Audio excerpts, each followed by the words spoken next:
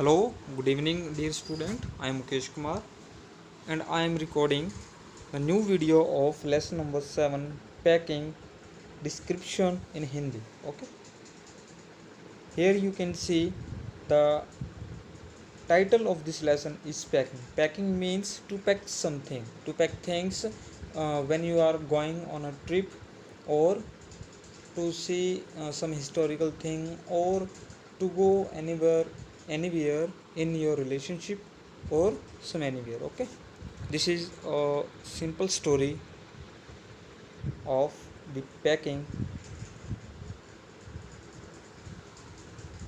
ये जो ऊपर वाला पोर्शन है इसको आप एक बार छोड़ दो तो कोई बात नहीं है, कोई ज़्यादा सीरियस प्रॉब्लम नहीं है, क्योंकि ये वाले जो ऊपर 4 हेडिंग्स जो दिए गए हैं ये कुछ ज़्यादा इम्पोर्टेंट नहीं होते। जो मेन जो टॉपिक आपका यहाँ से शुरू होता है। ओके, कह रहा है कि I said I would pack, मैंने कहा कि मैं पैक करूँगा। I rather pride my self on my packing. Rather means क्या होता है? गर्व होना। रादर गर्व नहीं, I rather pride, pride means होता है गर्व होना और रादर होता है अधिक।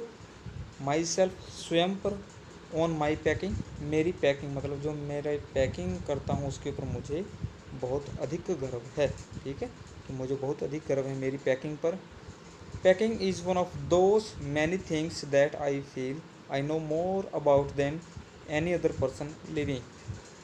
पैकिंग जो है ना, is one of those many things, यह उन बहुत सी चीज़ों में से है। मैंने बहुत चीज़, थिंग्स मैंने चीज़ें, इज़ वन उन सभी इन बहुत सी चीज़ों में से एक है। दैट आई फील, जो मैं महसूस करता हूँ। That I know more about, कि मैं जिसके बारे में जानता हूँ। मोर अबाउट मतलब किसके बारे में? पैकिंग के बारे में बहुत ज़्यादा जानता हूँ। Than any other person living, किसी दूसरे पर्सन की तुलना में। ठीक है, THAN मतलब तुलना के लिए होता है। ठीक है, ये तुलना करने के लिए एक वर्ड होता है। कह रहे हैं कि दुनिया में किसी दूसरे जो जीवित व्यक्ति है कोई भी, उससे बहुत अधिक मैं जानता हूँ पैकिंग के बारे में। और इस ब्रैकेट में जो चीज़ जो लाइन दी गई है ये सिर्फ़ और सिर्फ डिटेल है ऊपर वाली लाइन की, और कुछ ज़्यादा नहीं है। जैसे इट से लेकर के आगे वाली जो चीज़ें हैं वो। I impressed the fact, fact means तथ्य, upon George and Harris and told them that they had better leave the whole matter entirely to me. I impressed means होता है प्रभावित करना। द फैक्ट मीन्स तथ्य, मैंने इस तथ्य से उनको प्रभावित कर दिया या प्रभाव डाला। आई इम्प्रेस्ड द फैक्ट, इस तथ्य से मैंने काफ़ी प्रभाव डाला। अपॉन मतलब होता है के ऊपर, अपॉन मीन्स के ऊपर। किन के ऊपर उसने प्रभाव डाला? जॉर्ज एंड हैरिस, उन दोनों के ऊपर उसने प्रभाव डाला। किस चीज़ का? जब उसने शेखी मारी, मतलब जो ऑथर है उसने शेखी मारना शुरू किया कि मैं पैकिंग के बारे में बहुत ज़्यादा अधिक जानता हूँ दुनिया में किसी भी लिविंग पर्सन की तुलना में। तो उसने जब ये बातें बताई तो जॉर्ज और हैरिस को काफ़ी प्रभावित किया, उनके ऊपर बहुत ज़्यादा प्रभाव डाला। ठीक है, एंड टोल्ड देम, और उनको कहा that they had better leave the whole matter entirely to me, कि यह अच्छा होगा। ठीक है, टोल्ड देम उनको कहा that they had better leave, कि अच्छा होगा अगर वो छोड़ दें द होल मैटर, पूरा का पूरा मामला, इंटायरली टू मी, कि सारा का सारा जो भी मामला है वो सिर्फ मेरे ऊपर ही छोड़ दें तो उनके लिए काफ़ी अच्छा होगा। They fell into the suggestion with a readiness.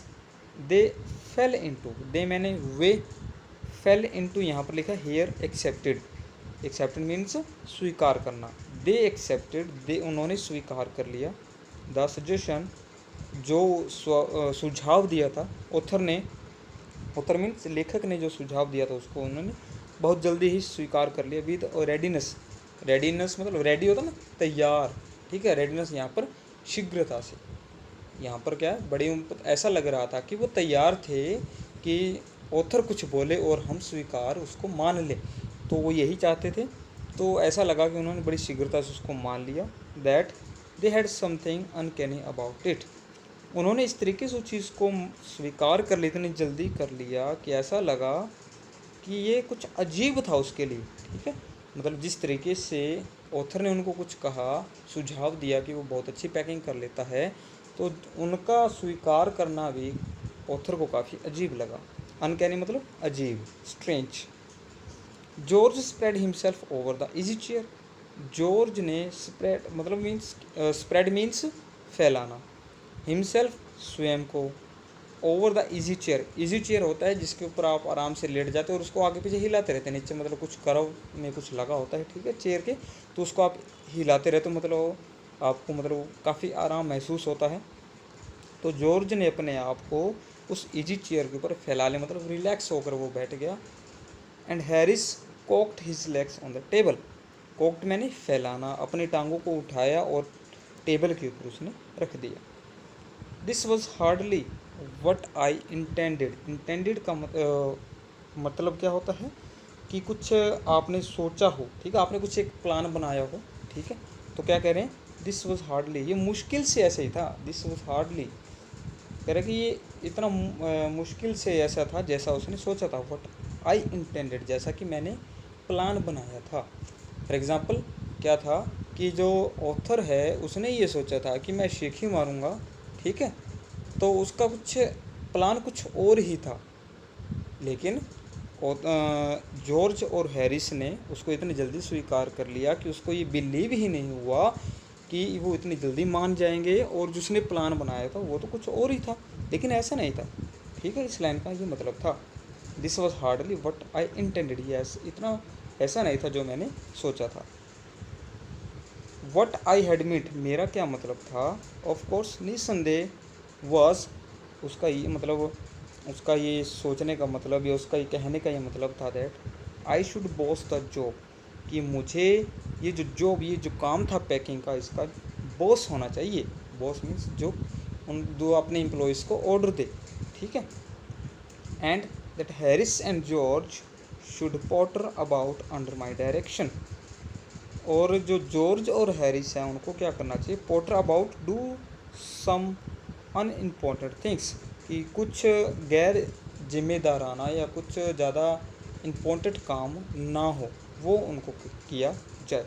अब कह रहा है and George and Harris should Potter about, कि वो कुछ ज़्यादा मतलब ज़्यादा जो इम्पोर्टेंट काम ना हो वो करें, अंडर माई डायरेक्शन, मेरे निर्देशों के नीचे, कि मैं उनको ऑर्डर दूंगा और वो मतलब इधर उधर के जो काम है, जैसे वो सामान मुझे पकड़ा दो, जैसे ब्रश वहाँ पर पड़ा तो मुझे दे दो, वो शूज़ वहाँ पड़े हैं तो वो मुझे पकड़ा दो, ठीक है, तो ऐसे काम उनको दूंगा। I pushing them aside every now and then, कि कह रहा है कि आई पुशिंग देम असाइड, मैं उनको एक तरफ करूँगा, असाइड मीन्स एक तरफ, पुशिंग मतलब हटाना, मैं उनको एक तरफ हटाऊँगा। Every now and then, every now and then मतलब हर समय, बार बार, मतलब कह रहा है कि मैं उनको साइड में करूँगा। देन विद, ओह यू, अरे तुम, here let me do it, मुझे ये करने दो। देयर यू आर, यहाँ तुम उलझे पड़े थे, सिंपल इनफ, इतना आसान था। अब इस लाइन का मतलब आप दोबारा से समझ लीजिए कि जो वर्ड्स लिखे हैं इसका हिडन मीनिंग भी है। क्या कह रहा है कि मैं उनको हर बार जो भी वो काम करेंगे मैं उनको एक तरफ हटाऊंगा और कहूँगा कि देखो ये काम कितना आसान था, मुझे ये करने दो। ओके, सिंपल सा है। रियली टीचिंग दैम, उनको सच में कुछ सिखाना, मैं उनको कुछ सिखाऊंगा। तो क्या उसका इंटेंट, उसका जो प्लान क्या था कि उनको सिखाना कैसे पैकिंग की जाती है, ये उसका प्लान था। इसका जेरोम के, जेरोम जो कि इस लेसन के ऑथर। एज यू माइट से, जैसे तुम कहते हो, they're taking it in the way, they're means कौन होता है, दे, देयर मीन्स वे, ठीक है, वे मीन्स कौन, George and Harris, they taking it, उन्होंने इसको लिया, इस इट किसके लिए, पैकिंग करने का जो कार्य था। फॉर एग्ज़ाम्पल मान के चलिए कि ऑथर ने ये कहा था शुरुआत में, शेख ही मारी, कि मैं बहुत बढ़िया पैकिंग करता हूँ, दुनिया में किसी भी लिविंग बीइंग से मैं बहुत बढ़िया पैकिंग करता हूँ। तो ये जो पूरा मामला था पैकिंग करने का, उसने कहा कि मुझे ये काम करने दो, बाकी तुम दूसरे काम कर लो।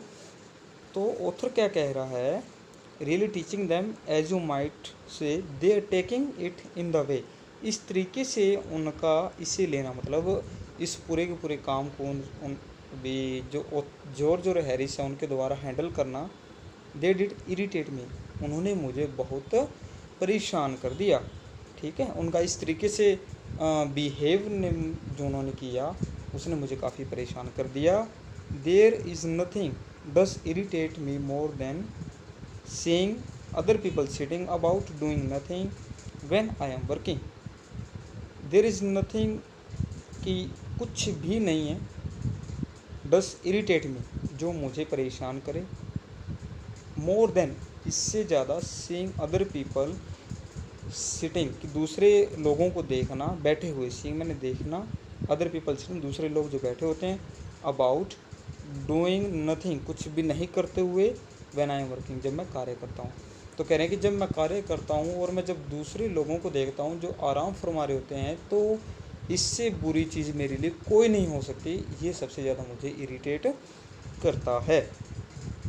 तो रवि मुझे लगता है कि अगर आप इस वीडियो को दोबारा देखोगे तो शायद आपको ये लेसन समझ में आ जाएगा, और आपकी हेल्प के लिए मैं इस लेसन की पीडीएफ आपको सेंड कर देता हूँ। तो एक बार ये सुनने के बाद आप खुद एक बार इसको रीड करना, ठीक है, और अगर टफ वर्ड मीनिंग लगे तो उसको एक बार लिख लेना नोटबुक में, तो दोबारा से पढ़ना इसको, आपको इजीली समझ में आ जाएगा। ओके, थैंक यू बेटा, गुड नाइट।